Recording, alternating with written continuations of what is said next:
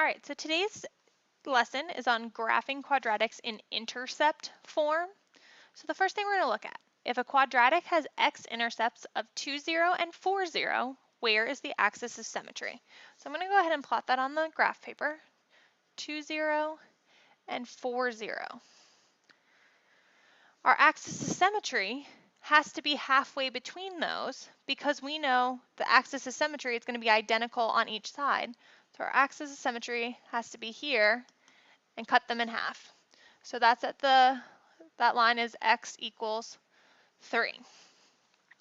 If a is a positive 1, we know our arrows have to be somewhere up here.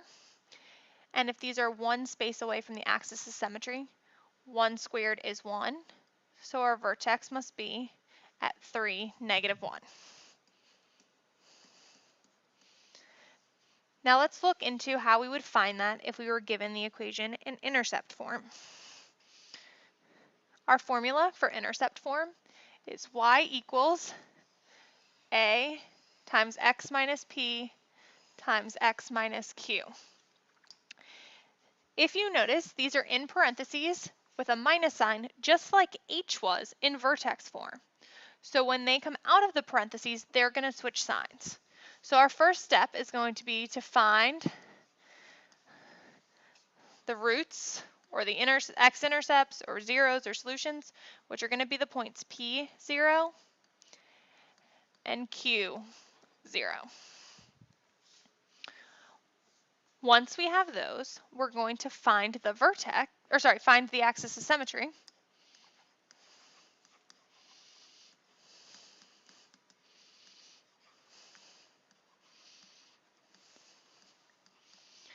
Since it's halfway between them, we're going to average them. So we're going to do p plus q divided by 2. And that'll equal x because we know the axis of symmetry is an equation of a line. Next, we're going to use that to find the vertex.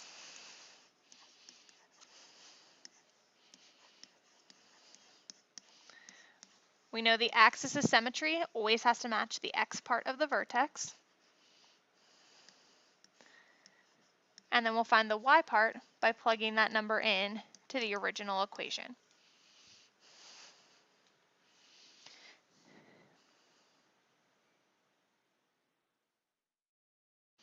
Next, we're going to find the y-intercept.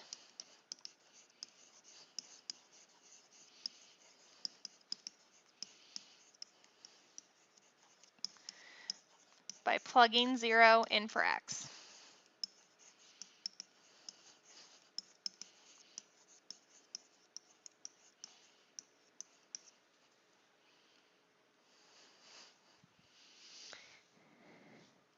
And then finally, we're going to use A and the quadratic pattern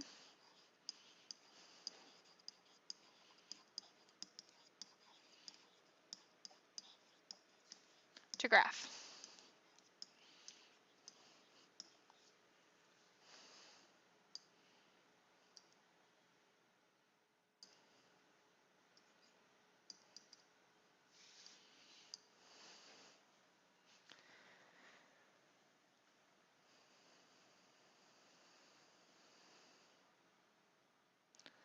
So let's look at some examples. So from our first equation, the roots are the opposite of what's in the parentheses, so our roots are going to be the coordinates 3, 0, and 7, 0. And I'm going to go ahead and plot those on my graph.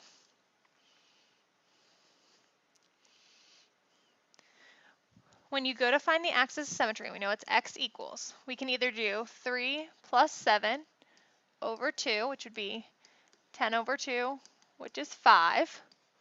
Or you can look at your graph and say they're 4 spaces away, so 2 away would be the middle, which is also x equals 1, 2, 3, 4, 5. If 5 is the axis of symmetry, that has to be the x part of our vertex. And then we're going to plug 5 into our equation in order to get the y part of the vertex.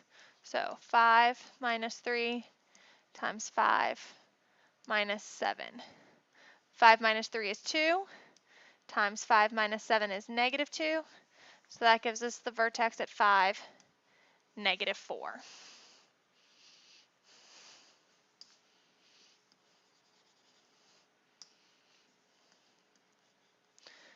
For our y-intercept, we're going to plug in 0 for x, which gives us -3 times -7. So our y-intercept is at 0, 21.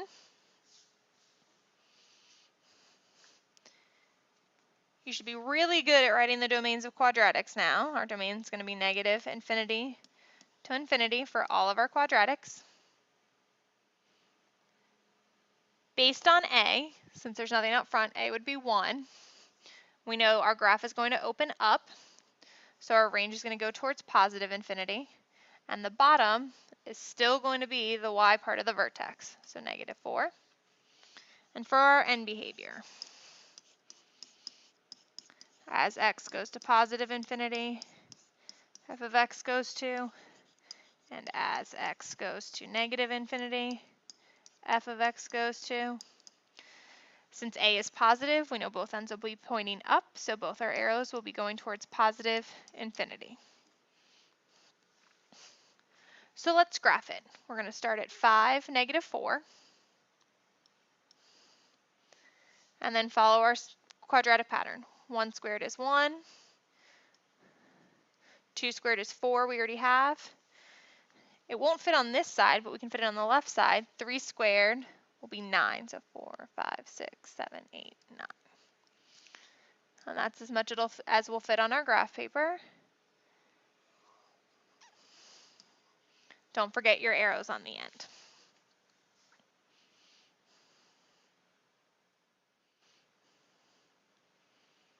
Now let's look at another example where the a value is not 1.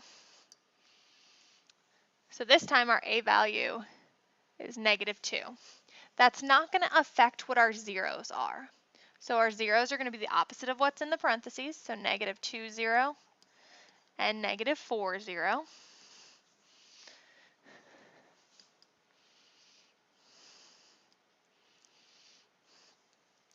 Which means our axis of symmetry be halfway between those at x equals -3.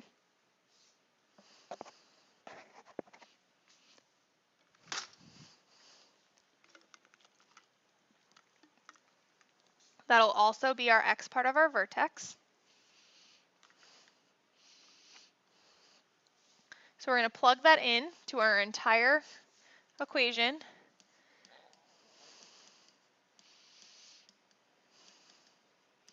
Which will give us -2 times -1 times +1. -2 times -1 is +2 times +1 will give us +2 again. Our y-intercept, we're going to plug in 0 for all the x's, which gives us -2 times 2 times 4.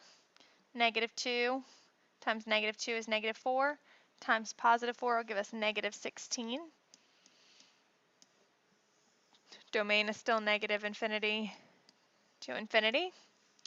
Since our a value is negative, we know our range is going to start with -infinity, and it's going to stop at our vertex. And our end behavior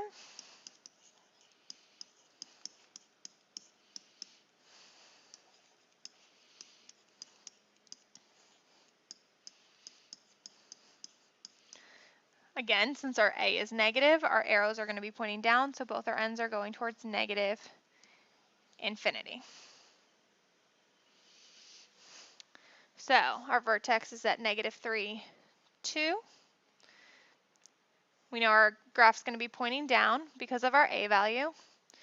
So 1 squared is 1, but multiply that by -2, we go down 2. 2 squared is 4, times -2 is -8.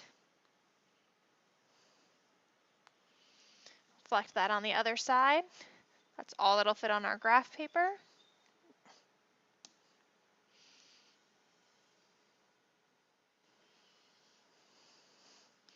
And our arrows are pointing down.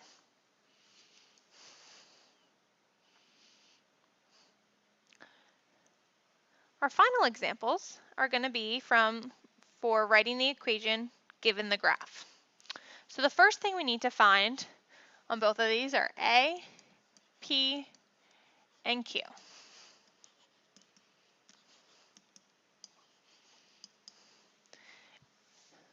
Look at the vertex. If we go over one box, we have to go down one box to stay on our parabola. So our A is -1. P and Q are going to be where it crosses the x-axis. So here and here.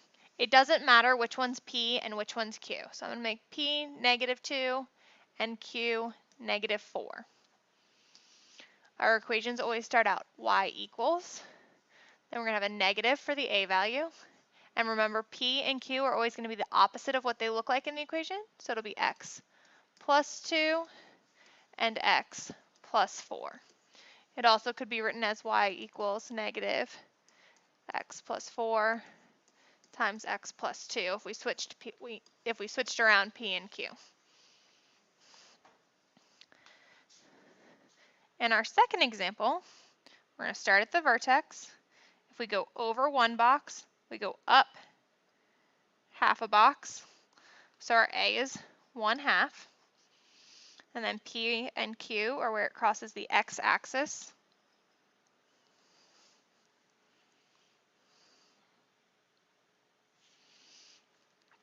So P would be -1 and Q would be 5.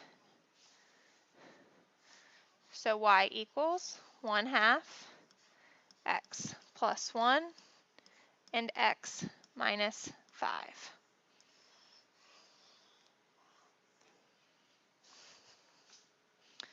That's all for today.